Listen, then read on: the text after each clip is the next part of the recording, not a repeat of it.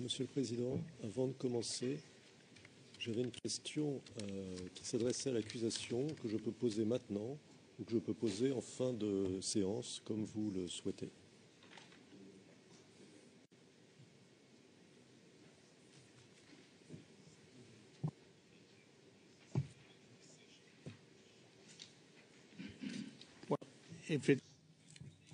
Si cela n'a rien à voir avec le témoin et avec ce que vous devez faire tout de suite, il vaut mieux commencer l'interrogatoire et vous ferez votre intervention à la fin de la séance. Combien de temps vous avez besoin de combien de temps? Des interrogatoires que nous organiser. Je la poserai en fin de séance, Monsieur le Président. Pendant les séances d'instruction. D'accord. Avez-vous déjà utilisé un mortier de 120 mm sur le terrain? Vous voyez ce que je veux dire? Hors instruction, dans un contexte réel. Utiliser, je ne sais pas comment vous répondre, mais si c'est de peut mettre l'arme en batterie, mais pas pour tirer. L'arme en batterie prépositionnée au cas où.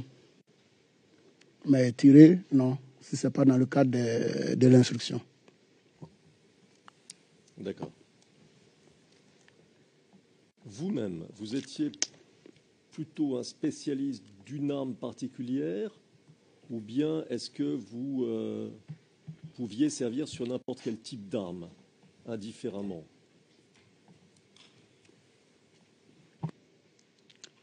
Moi, toutes les armes lourdes en dotation de mon unité en ce moment, je pouvais servir comme tireur pendant la période de la période qu'on parle surtout. D'accord. Je vais préciser ma question.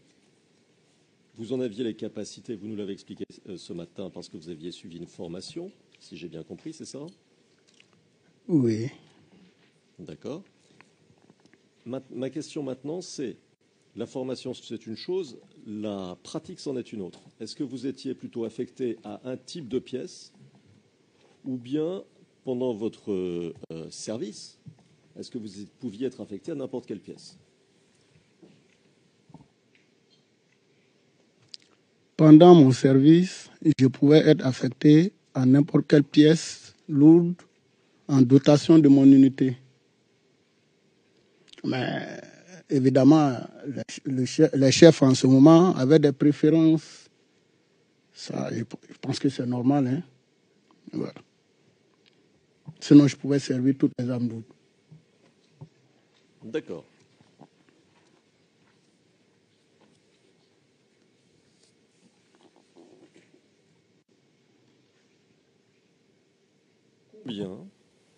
Combien y avait-il de 12-7 en état de fonctionnement au BASA au début de la crise à votre connaissance?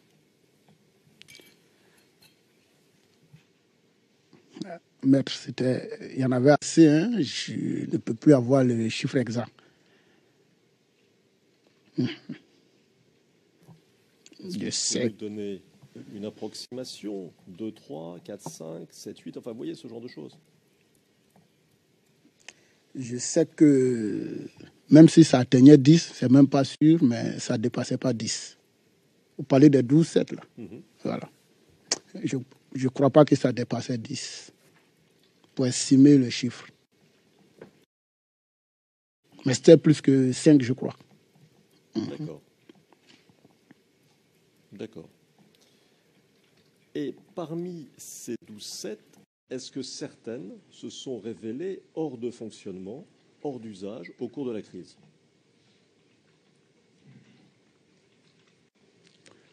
Hors d'usage, à ma connaissance, non.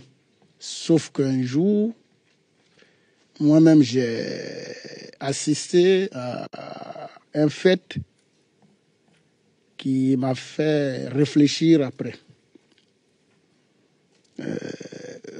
J'étais désigné pour la sécurité du domicile de mon commandant d'unité. Et puis, c'était un service de nuit. On quitte le cantonnement au plus grand à 21h. C'est à quelques kilomètres, un nouveau camp d'Akwedo, et il était à Bingerville.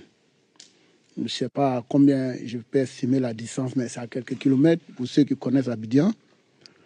Je suis allé prendre le carnet de bord fait émarger par l'officier parce que lorsqu'une arme lourde devait sortir de l'enclos, comme je l'ai dit ce matin, il fallait une autorisation écrite. Donc j'ai pris le carnet de bord avec le conducteur qui a quitté au garage.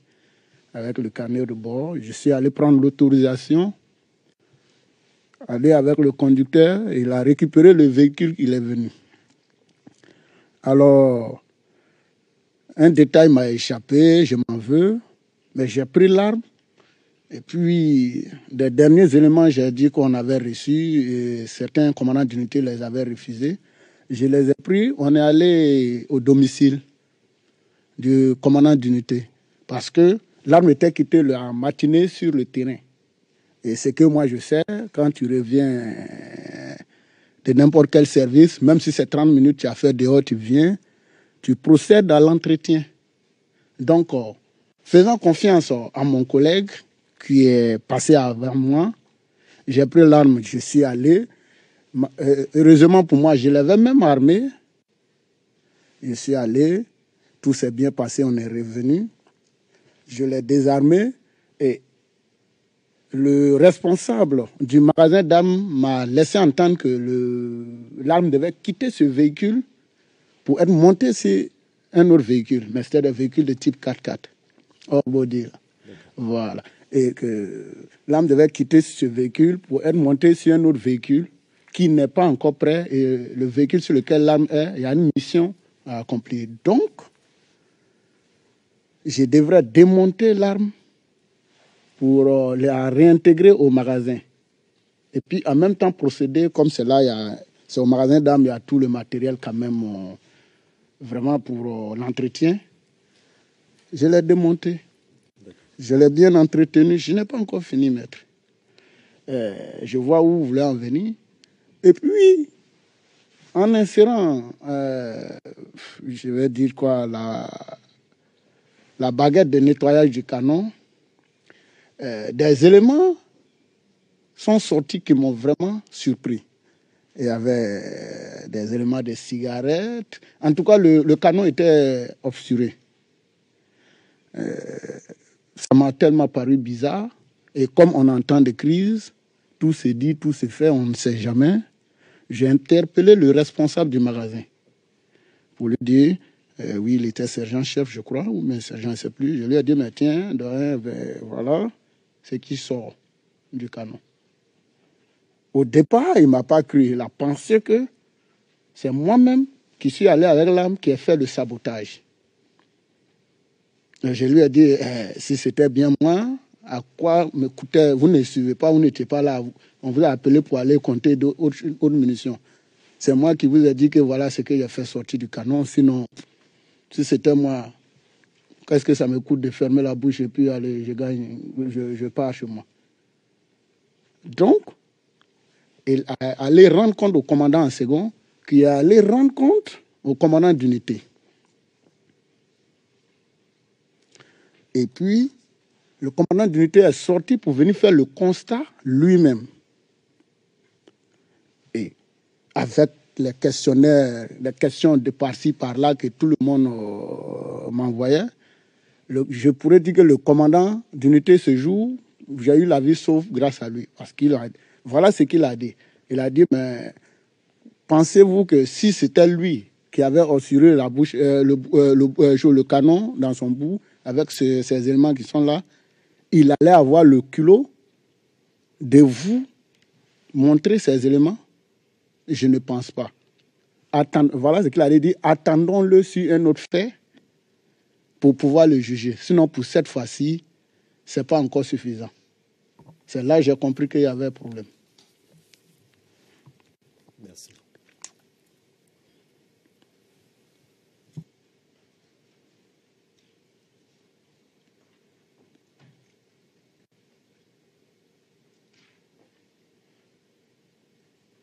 Alors, combien y avait-il au bazar de mortier de 120 mm pendant la crise?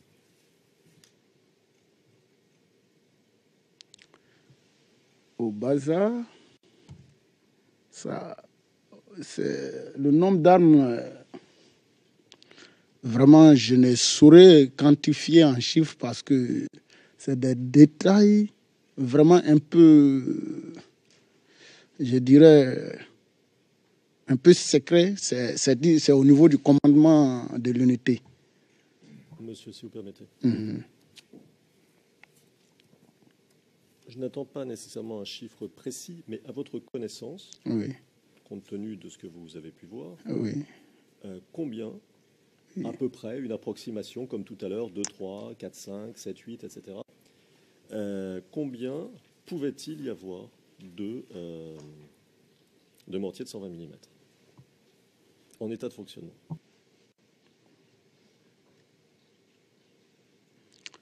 À la base, au bas âge, je pourrais estimer à 6, environ 6. D'accord. Alors, vous nous avez dit tout à l'heure que les mortiers étaient russes. Est-ce que j'ai bien compris? Exact, maître.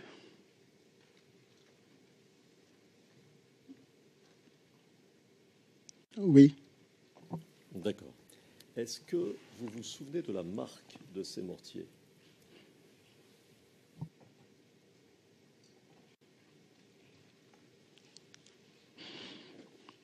Aucune idée de la marque parce que je vous ai dit que pendant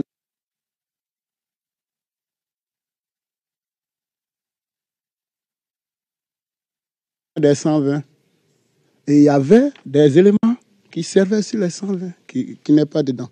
Donc pour moi, c'est incomplet.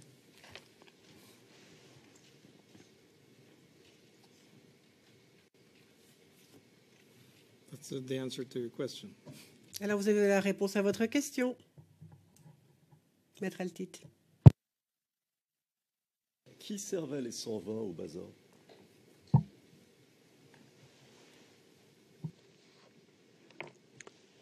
De la même manière que votre document que vous m'avez remis est élaboré, c'est comme ça, il y avait des éléments.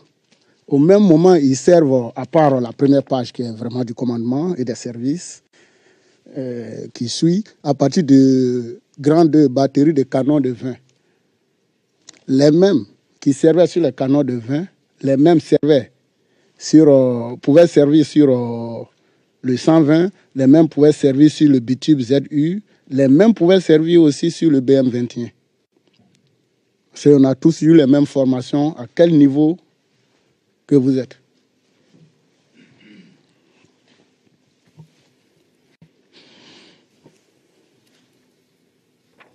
Est-ce que vous savez, monsieur, comment les mortiers dont vous nous parlez, les mortiers du bazar, les mortiers de 120 mm, sont arrivés au camp commando? Oui, maître. Pouvez-vous nous le dire? La date exacte et puis l'heure exacte, non. Mais je crois l'avoir dit au bureau du procureur. Mais j'étais de service là-bas ce jour. C'est arrivé, je crois, si ce n'est pas en début d'après-midi, c'est vers le milieu, c'est arrivé vers 15 heures, comme ça, à l'escadron commando. C'est venu dans un véhicule, je ne sais plus, c'est Marquia ou bien comment, ce qui est chez nous, dans le jargon militaire, on dit dans un véhicule d'allègement. Et c'est venu avec, pour chef, un adjudant-chef. Si vous voulez bien, si la cour me permet, je dirai le nom de l'adjudant-chef en huis clos partiel. Et c'est venu avec lui qui est venu avec quelques éléments. C'est, je dirais, une poignée de personnes, hein, parce qu'il y avait un problème d'éléments à la base ce jour. Et les armes sont venues, 2 mortiers. Quand c'est arrivé, moi j'étais sur une 12-7. Et puis, l'adjudant-chef a envoyé un élément vers nous. Nous qui étions là depuis le matin. Nous demander de venir se joindre à lui parce qu'on avait plus de l'expérience que les éléments avec lesquels lui, il était venu. Se joindre à lui pour mettre en place les deux armes. On est venu, on a fini la mise en place. Je me rappelle encore, il avait une 4 Michelin d'une zone d'Abobo. C'était pas toute la commune d'Abobo, hein, une zone. Et puis, une carte très dépassée. Une carte, un extrait, en tout cas très dépassé, qu'il fallait mettre à jour, des calculs. On nous parlait de tel ou tel élément, la déclinaison magnétique à cette date, il fallait d'abord mettre la carte à jour. C'était un peu compliqué. Et dans les calculs, on a trouvé des coordonnées. Parce qu'il a donné des points sur lesquels on devait orienter les tubes. Monsieur, si vous permettez. Ah, d'accord. Je vous prie de m'excuser, mais je vous interromps une seconde parce que ma question était très simple. D'accord. Je vais essayer de la préciser. Mais je vous remercie d'avoir donné beaucoup d'éléments parce que c'est toujours très utile. Je vais préciser ma question. Ma question, c'était... Alors, on va essayer de la décomposer. Ces mortiers sont arrivés au camp commando vers quelle date? À quelle période? Plus ou moins, si vous vous en souvenez. C'était pendant la période de la crise électorale. Je crois avant cette fameuse tuerie des choses-là, du rond-point, si je peux situer l'événement, où on parle d'un événement au rond-point du Banco, là. C'était avant ça. C'était avant ça. Mais pendant la crise post-électorale, en tout cas. Avant ce que vous appelez la tuerie, vous êtes sûr? S'il vous plaît? Avant ce que vous appelez la tuerie, vous êtes sûr de ça? Je crois bien. Mais je l'avais dit au bureau du procureur, mais comme il y a un peu longtemps... D'accord. Est-ce que vous vous souvenez quels étaient les véhicules qui ont amené ces mortiers?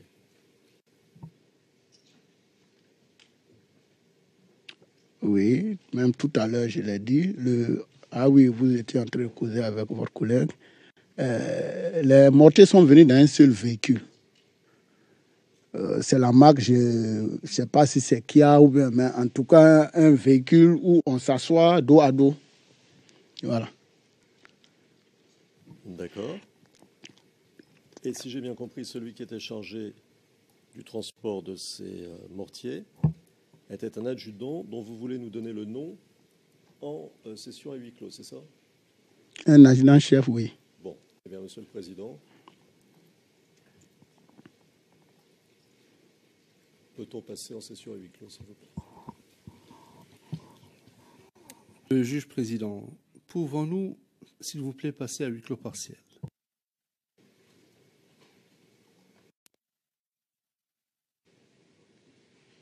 We're back in open session, Mr. President. La greffière d'audience, nous sommes à nouveau en audience publique. Le président mettra le titre. Tout à l'heure, vous avez dit au représentant de l'accusation que vous étiez toujours militaire aujourd'hui, c'est ça? Oui, maître. Est-ce que je peux vous demander ce que vous faites? Je crois que avant, je crois que vous nous avez dit que vous étiez aujourd'hui caporal-chef, c'est ça? On peut le dire publiquement. Oui, on peut. Sinon, je vous ai dit matin que j'étais sergent. Pardon. Caporal pendant la crise, pendant la déposition caporal-chef, je suis sergent maintenant. Alors, je vous prie de m'excuser. Les choses sont claires comme ça. Vous avez tout à fait raison. Et quelle est votre unité aujourd'hui? Je suis de la première région militaire. Vous voulez dire que vous travaillez à l'état-major de la première région militaire, c'est ça? Oui. D'accord. Vous nous avez dit aussi ce matin que vous étiez sénoufo. Ma question, avez-vous des frères ou des parents qui, avant et pendant la crise, faisait partie des forces nouvelles, ex-rébellion. Je vous ai dit que j'étais Senfo, non. Je suis Senfo toujours, maître. Je suis Senfo. Mais je n'ai pas de parents depuis le village comme Abidjan qui ont été des ex-Fafel.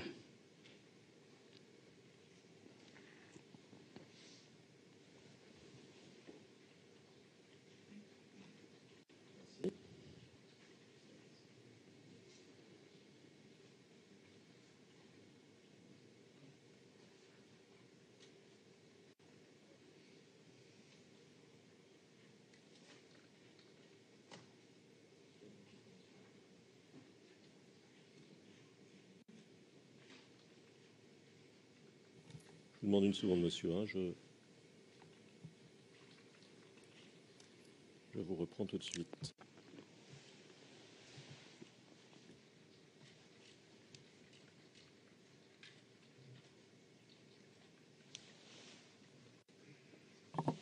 Alors, monsieur, pendant la crise,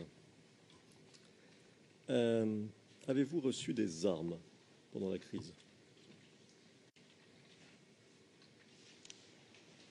Vous, le Baza, est-ce qu'il y a eu des armes qui vous ont été livrées pendant la crise post-électorale? On a souvent eu à avoir des grenades et des AK, mais je ne sais pas si on les avait avant la crise ou bien pendant la crise, mais toujours est-il que c'était des armes neuves.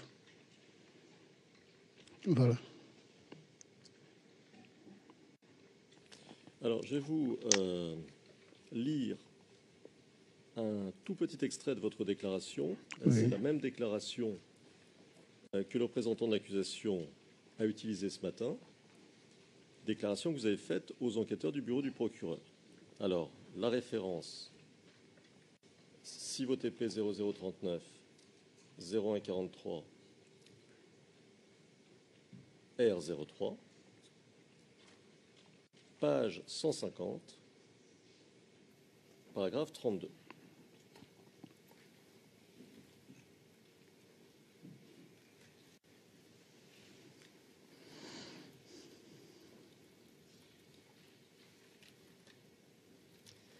Et c'est vous qui parlez, monsieur.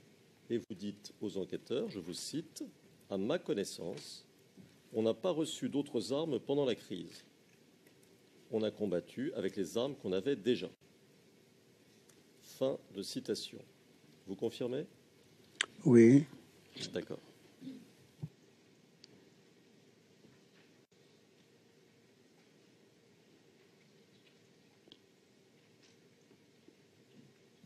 Alors, juste pour clarifier ce que vous avez déjà dit ce matin, votre supérieur immédiat, à vous qui étiez tireur, qui était-ce? Au moment où j'étais tireur, mon supérieur immédiat était évidemment le chef de pièce. Non? S'il vous plaît. Le nom du chef de pièce? Ben, le nom du chef de pièce, non. À n'importe quelle mission où je partais, j'étais tireur sur une arme et j'avais un chef de pièce. Voilà. Ce n'est pas une équipe connue d'avance comme vous êtes connu avec votre équipe pour la défense du président Gbagbo. Non. À chaque jour, voilà. D'accord. D'accord. En fait, ce que vous nous dites, c'est que vous ne saviez jamais où vous seriez affecté le lendemain, à quelle pièce vous seriez affecté, et quelle serait l'équipe avec vous. C'est ça que vous nous dites? Non. Ce que je veux vous faire comprendre, c'est que 24 heures ou bien souvent même 48 heures avant la mission, on a un tableau d'information où l'adjudant de batterie, qui est, si je peux m'abuser un peu, qui est le responsable géorache de la batterie, lui qui connaît son personnel, les valides, les malades, les compétents à telle ou telle arme, c'est lui qui, je peux dire, qui programme les gens. Et quand il programme, il peut prendre Yao, un exemple, comme chef de pièce, il prend Ali comme tireur, il prend Seri, et puis Konaté comme pourvoyeur, et puis ça va prendre Kouma comme conducteur. Mais dans tous les cas, les éléments prévus d'avance, à chaque poste, ont la qualification. D'accord. Le supérieur hiérarchique du chef de pièce, qui était-ce? Le chef de peloton. Le chef de peloton. D'accord. Ils étaient nombreux, les chefs de peloton au Baza? Le chef de peloton, ça c'est sur le terrain. Quand on me dit c'est un nombreux, oui. Je vous ai dit qu'en artillerie, à chaque grade correspond une tâche bien précise. On peut même être chef de pièce et à défaut, chef de peloton. Sinon, le chef de peloton, normalement, doit être un sous-officier supérieur ou bien un officier. Mais à défaut, le chef de pièce qui est un sergent ou bien un sergent-chef, il fait office aussi, le chef de peloton. D'accord. Et qui étaient les supérieurs hiérarchiques des chefs de peloton? Vous parlez au niveau du camp commando? Non, je parle en général dans la structure du Baza. Ben, quand vous regardez le document, à la batterie en grande batterie de canon de 20 mm,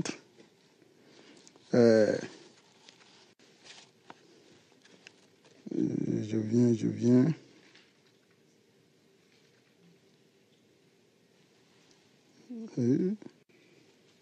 Je me retrouve même plus. C'est qu'il y a sur le chef de peloton, il devrait avoir un BA1 atterri.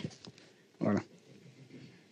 Le chef de peloton, il devait avoir un BA1 atterri, même s'il est sergent ou bien sergent-chef, qu'il a un BA1 atterri. Il n'y avait pas de souci parce qu'on lui avait déjà appris comment le faire.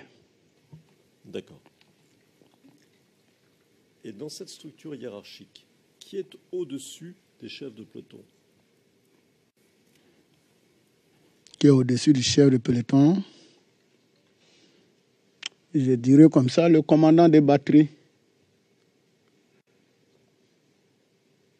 D'accord. Un commandant de batterie, est-ce que ce doit être obligatoirement un officier?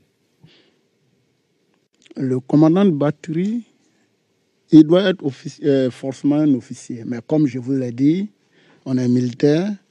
Quand l'officier fait défaut, on trouve un adjudant et un sous-officier supérieur qui a un BA2. Voilà. D'accord. Au-dessus du chef de batterie, qui y a-t-il? Au-dessus du chef de batterie, le reste, c'est vraiment administratif. Hein.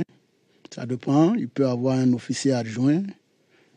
Après l'officier adjoint, le commandant en second. Après le commandant en second, le commandant d'unité. Donc si je comprends bien, au-dessus, il y a deux niveaux. Le niveau du ou des adjoints au commandant d'unité et au-dessus, le niveau du commandant d'unité, c'est ça? Les deux niveaux ne sont pas obligatoires. Hein. C'est quand il y en a. L'officier adjoint, quand il y en a. Quand il n'y en a pas, de tous les cas, l'adjoint au commandant d'unité, il coiffe tous les... Comment j'ai dit là, les commandants de batterie, et puis au-dessus de lui, c'est le commandant d'unité. Je pense même l'avoir fait. Je pense d'avoir fait un organigramme dessus pour. Voilà. D'accord. Un chef de détachement, est-ce que vous pouvez très rapidement nous définir, nous dire ce que c'est?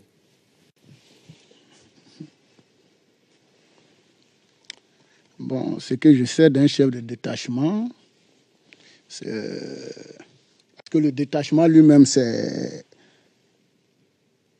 un petit nombre d'une unité organisée et projetée sur le terrain pour une mission bien donnée. Ou bien, ça peut être des petits nombres de plusieurs unités, non, un petit nombre ou bien des petits nombres de plusieurs unités rassemblées au même moment, projetées sur le terrain pour une même mission, mais qui a un commandement, il y a un commandant qu'on appelle chef de détachement.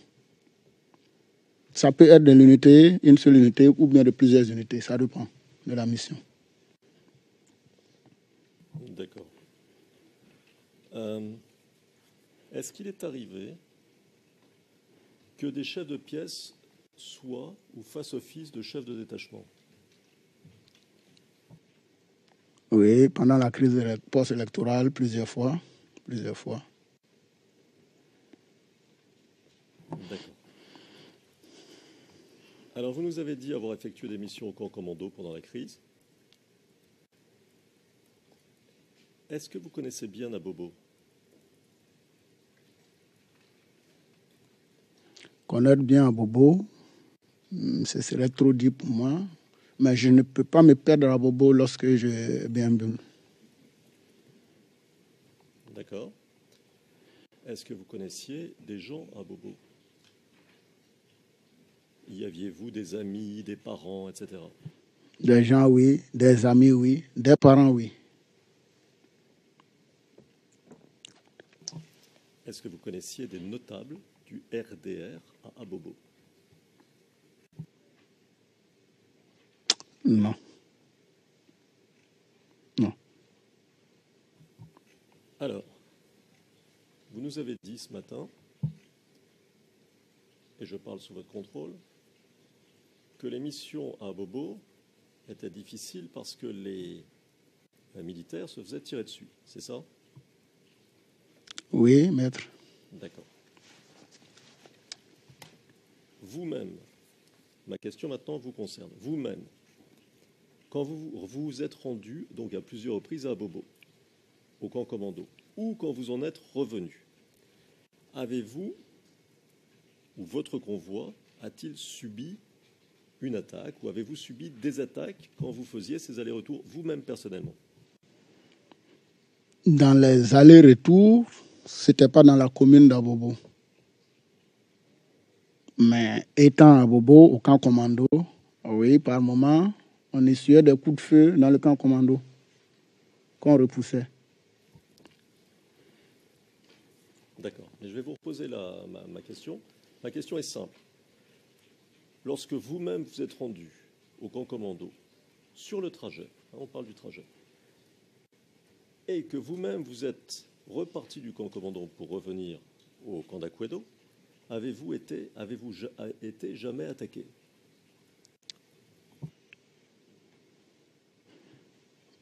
Je vous ai dit non. Dans la commune d'Abobo, non. Non. La seule fois, ce n'était pas une attaque directe, c'était des coups de feu que notre convoi avait essuyé du camp de gendarmerie d'Agban jusqu'à le côté qu'on a couramment pour habitude d'appeler la casse. C'est à ce niveau-là on a essuyé des coups de feu. Mais comme on était en mouvement, on s'est défait vite et puis on ne s'est même pas trop occupé parce que c'était une ou deux personnes qu'on voyait bien. Et puis voilà. Mais dans la commune d'Abobo, non. Pourtant, au camp commando, et sur le trajet dans la commune d'Abobo, excusez-moi, non.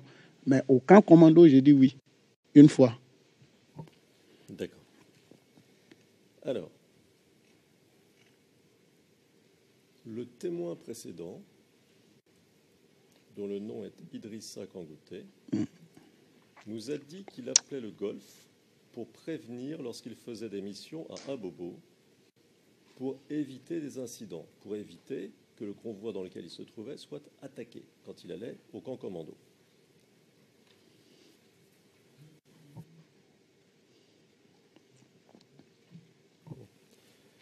Ma question est simple. Est-ce que vous-même, vous procédiez de la même manière? Vous préveniez quelqu'un, par exemple à l'hôtel du Golfe, pour éviter que le convoi dans lequel vous vous trouviez soit attaqué? Non, maître, puisque je ne connaissais personne là-bas. D'accord.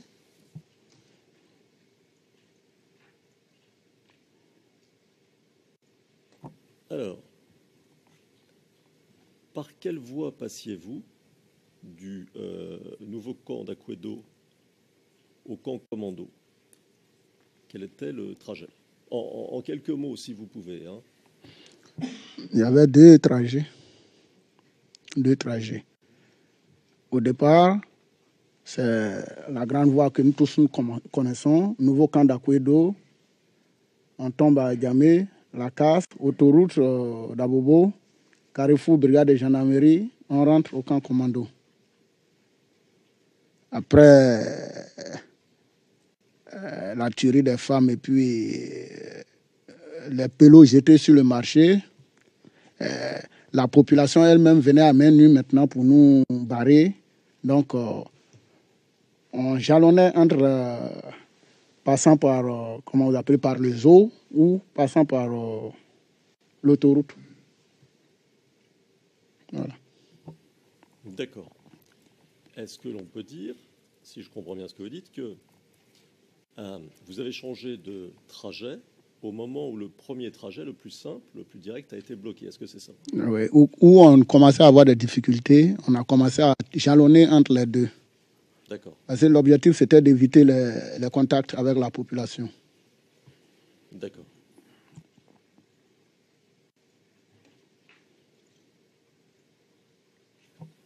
Alors, une fois que vous vous trouviez au camp commando, est-ce que vous pouviez sortir du camp pour faire des patrouilles? C'était possible ou pas?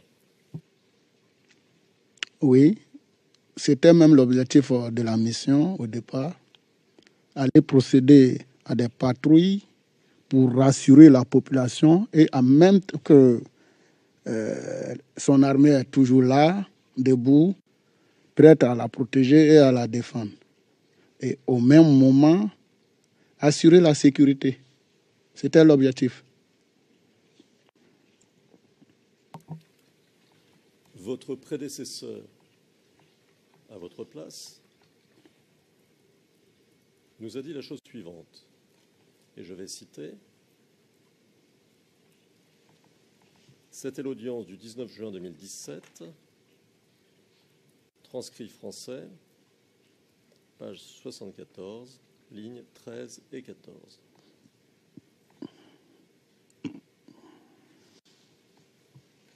Et je cite. Et c'est lui qui parle. Idrissa Kangouté. Il dit, je cite, « Nous, on n'avait pas la possibilité de sortir aller patrouiller. On n'avait même pas la possibilité de sécuriser loin le camp commando. » Fin de citation. Alors, vous venez de me dire une chose, lui en dit une autre. Qu'est-ce que vous en pensez?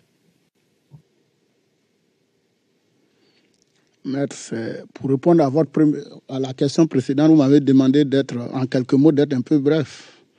Sinon, quand il le dit, le témoin passé le dit, mais il a bien raison. Ça, c'est après que les pelots aient été lancés sur le marché de la mairie, du carrefour de la mairie, qu'on a commencé à avoir de sérieux problèmes avec la population. Sinon, ce que je vous explique, bien avant, c'était avant, même quand bien même qu'il y a eu déjà les tueries, même ce fameux paragraphe, ça allait toujours. Même la population venait nous rendre visite, venait même nous donner de l'eau, quelques vivres. Mais lorsqu'il a eu les pelots jetés, il y a eu vraiment un sentiment, je dirais, vraiment de révolte au niveau de la population. Abobo était devenu hostile pour tous ceux qui sont FDS. Quand tu portes la tenue FDS que tu as identifié, c'était hostile. Pour ne pas dire que si tu étais au camp commando, mais imaginez, puisque tout le monde savait que c'est depuis le camp commando que les pelots sont partis. Donc, c'était juste dans la clôture. Après la clôture, non, si vous vous aventuriez, bon, avoir risque et péril, vous pouvez le faire, mais... D'accord. Vous connaissiez le commando invisible? Non. Entendu parler, mais non. Le fameux commando invisible. Entendu parler, mais non. Donc à l'époque, vous ne connaissiez pas le commando invisible? Non, maître. D'accord. Pour les besoins d'enregistrement, le témoin dit non, maître. Et aujourd'hui, ça vous dit quelque chose, le commando invisible? Aujourd'hui, le connaître encore, j'ai dit non, mais j'ai entendu parler.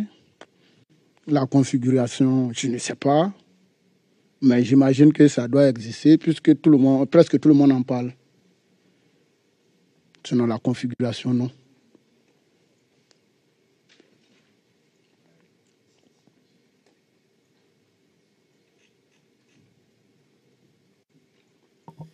Alors, monsieur, nous allons nous reporter à nouveau à votre déclaration, n'est-ce pas?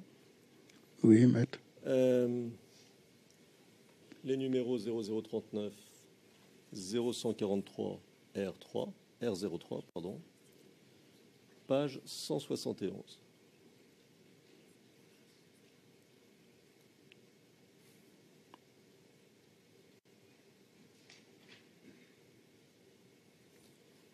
Alors, vous dites aux enquêteurs du bureau du procureur, je vois que les traducteurs sont en train de trouver le document, donc on va attendre un tout petit peu, monsieur.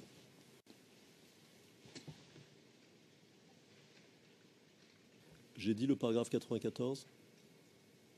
The paragraph, no. No. Disons oui, paragraphe 14. Alors, monsieur, vous avez dit donc aux enquêteurs du bureau du procureur, et je cite, c'est vous qui parlez, le camp commando est une base militaire. C'était un local qui appartenait à l'État. Pendant la crise, l'objectif du camp était de combattre le commando invisible, puisqu'ils attaquaient les corps habillés. L'objectif du camp était de combattre le commando invisible, puisqu'ils attaquaient les corps habillés. Fin de citation. Vous vous rappelez avoir dit ça aux enquêteurs? Oui, maître. Donc, à l'époque, vous connaissiez le commando invisible, non? Je vous ai dit non. D'accord. C'est comme un exemple, vous êtes ici, vous savez qu'il y a des techniciens, mais vous ne savez pas c'est qui. Mais vous savez qu'il y a des techniciens qui travaillent quand même. Voilà.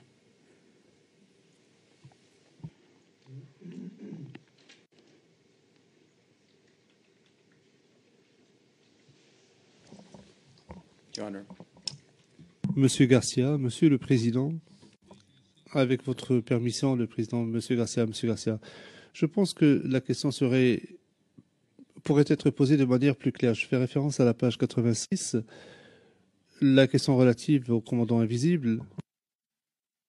Je crois qu'il aurait été plus utile que mon contradicteur pose des questions plus précises. Qu'est-ce que vous entendez exactement par cela? Est-ce que vous avez eu des contacts avec le commandant invisible? Est-ce que la question est beaucoup plus large? Il est en train de confronter le témoin alors qu'il ne s'agit pas réellement d'une confrontation. Oui, Monsieur le Président. La première question doit être celle-là, et après on peut en effet poser un certain nombre de questions. Mais si on les pose directement, on pose des questions directrices ou directives, ce qui n'est jamais bon. De toute manière, le témoin a répondu, et je vais, avec votre permission, continuer. Oui. Et c'est juste, on me fait remarquer que ce n'est pas une objection, mais une observation qui ne semble pas appuyer sur une base juridique très solide. Monsieur Garcia, c'était une objection à ce genre de questions. Mon objection concernait la formulation. À l'avenir, mon contradicteur devrait poser des questions beaucoup plus précises. Qu'est-ce que vous entendez par est-ce que vous connaissez? C'est à cela que nous soulevions une objection. Suivant ce qu'a dit le témoin.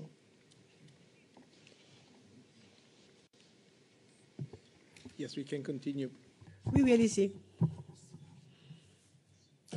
Mais assurez-vous que le témoin puisse vraiment bien comprendre la question. De cette façon, on aura une réponse très claire. Entendu, n'est-ce pas, des choses à propos du commando invisible. Est-ce que vous pouvez nous dire tout simplement ce que vous avez entendu à l'époque?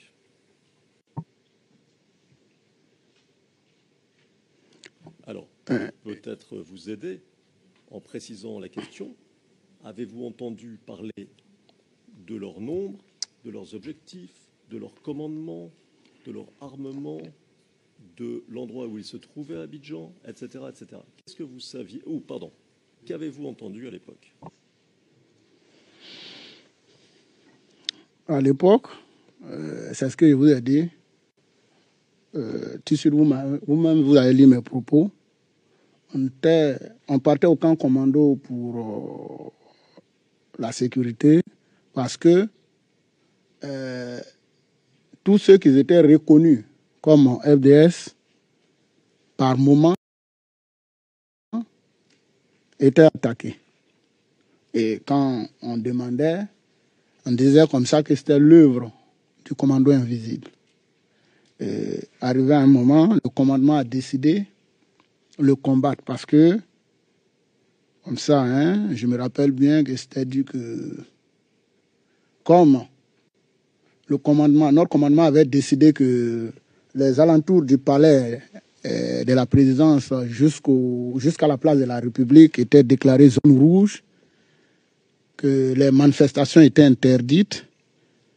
Alors, il y a eu aussi un décret ministériel qui déclarait Abobo comme zone rouge aux éléments des FDS. Et puis, c'est après ce décret municipal qu'on a commencé à vivre ces cas. Moi-même, je n'en ai pas vécu, mais des collègues ont vécu ça. Ils avaient commencé même... Ça fait que les gens ont commencé à déménager, les FDS ont commencé à déménager d'Abobo. Mais pour vous dire la configuration, la mission, et puis... la manière ils étaient structurés, non, maître. Aucune idée. D'accord. Alors, quel que soit le nom que l'on pouvait donner, ou que se donnaient eux-mêmes, ceux qui étaient autour du camp commando et qui attaquaient les gens au camp commando, est-ce que vous saviez où ces groupes étaient stationnés? Aucune idée. Seulement que, par moment, au cours des rassemblements, le chef qui était au camp commando nous disait par moment que les informations disent qu'ils sont en Dautré, les autres informations disent qu'ils sont ici, par là, mais aucune idée. Vous savez, on est sur le terrain, on se renseigne, et puis il y a des détails, bon voilà. Sinon, ils étaient là, comme ça, à la CPI, je suis là, non, aucune idée.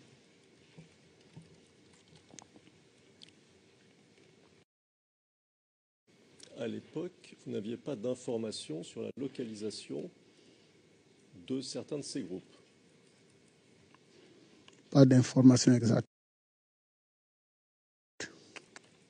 D'accord.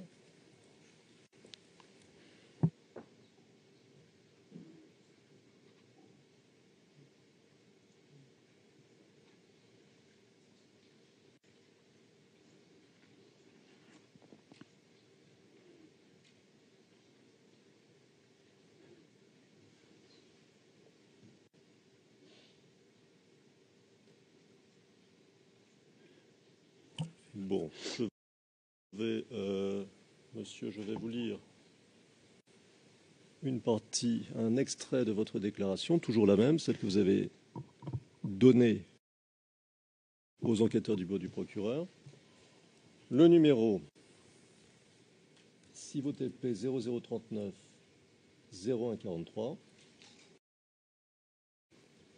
la page 0177 et le paragraphe 111.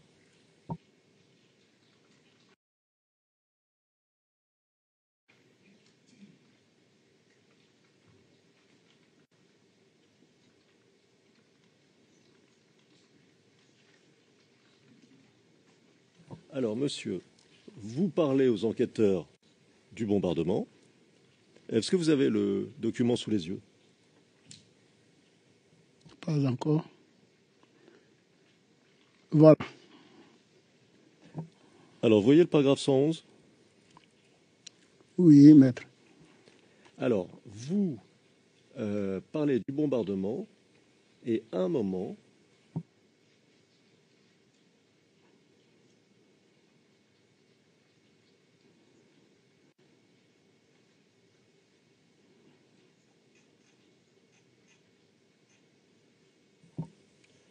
je vais lire l'ensemble du paragraphe, d'accord? Mhm. Je pense que c'est 1 ou 2 jours après la marche des femmes qu'on a bombardé le marché d'Abobo. 1 ou 2 jours après la marche des femmes qu'on a bombardé le marché d'Abobo. Je ne connais pas le nom de ce marché, mais il s'agissait du marché au carrefour de la mairie, côté mosquée. Alors ensuite, les enquêteurs donnent un certain nombre d'indications, et vous reprenez.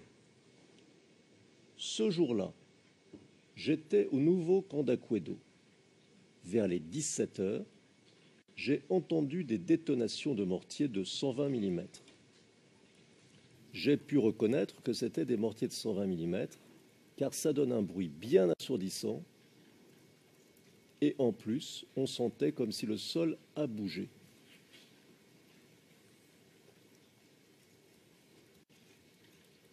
Comme j'étais au nouveau camp d'Aquedo, et ça se passait à Abobo, ça se sentait.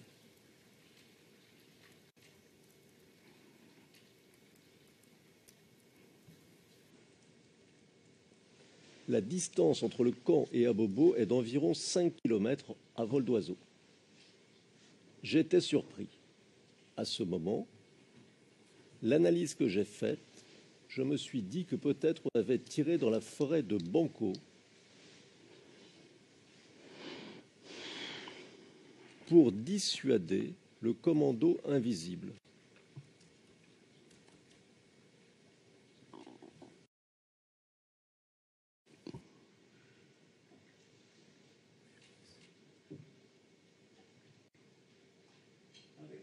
Avec ces détonations, on cherchait de savoir ce qui se passait. Donc un collègue a appelé le camp commando et on a eu la confirmation que les tirs venaient bien de là-bas. On disait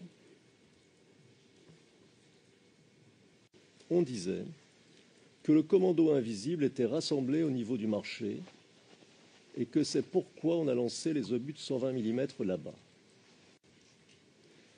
Je ne me rappelle plus si c'était 2 ou 3 qu'on a lancés. Fin de citation. Alors, monsieur, vous donnez 2 emplacements possibles au commando invisible, un dans la forêt de Banco et le marché.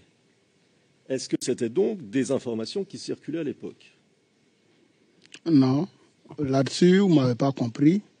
Quand j'ai dit, je pensais qu'ils avaient tiré dans la forêt du Banco, parce que je me suis dit que plusieurs fois, il y a eu plusieurs tentatives.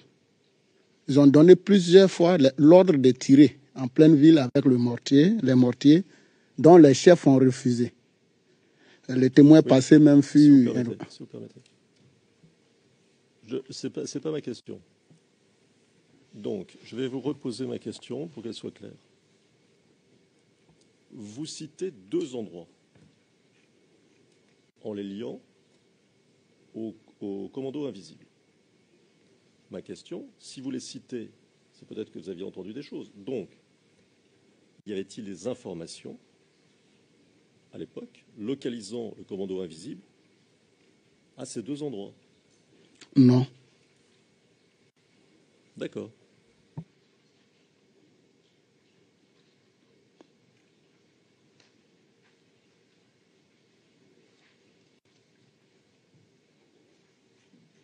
Alors, on prend quelques secondes, on regarde nos fiches.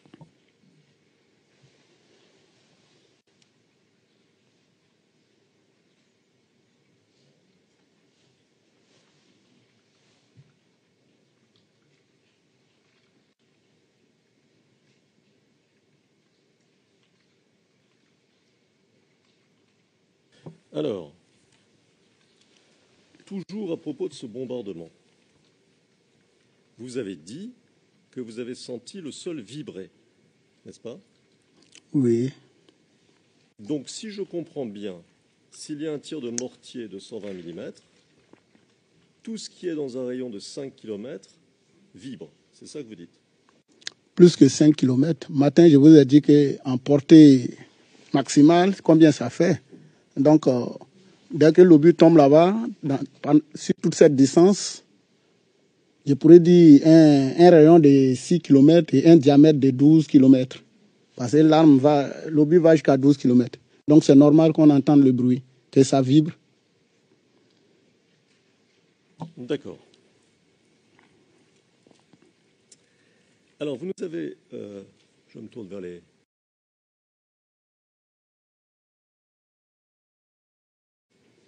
interprètes. Vous nous avez parlé ce matin de vos collègues Kamanan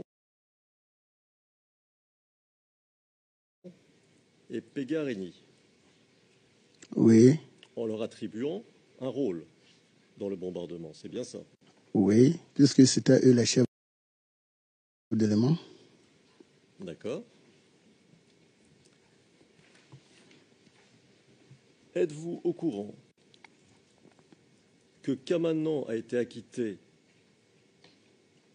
de toute charge en lien avec ce bombardement et que Pegareni n'a même pas été poursuivi puisque le juge d'instruction n'a pas cru bon de le renvoyer devant le tribunal militaire pour être jugé? Pour le doyen Pegarani, je crois qu'il doit être adjudant maintenant. Je sais que lui, il a été entendu par le tribunal militaire, et puis je ne sais pas combien de temps après, il a été libéré. Pour Kamanan Brice, je ne sais pas comment ça y est, mais au jour où je faisais ma déposition, il était toujours détenu à la maison d'arrêt militaire d'Abidjan. Mais l'information que vous me donnez, c'est bien, c'est vous qui m'informez, sinon je n'étais pas au courant. Et Dieu merci, s'il a été acquitté. D'accord. Alors, y a-t-il eu des attaques pendant la crise contre le nouveau camp d'Akwedo? Pendant la crise post-électorale, maître? Non, à ma connaissance, non. À part les aéronefs de l'ONUC.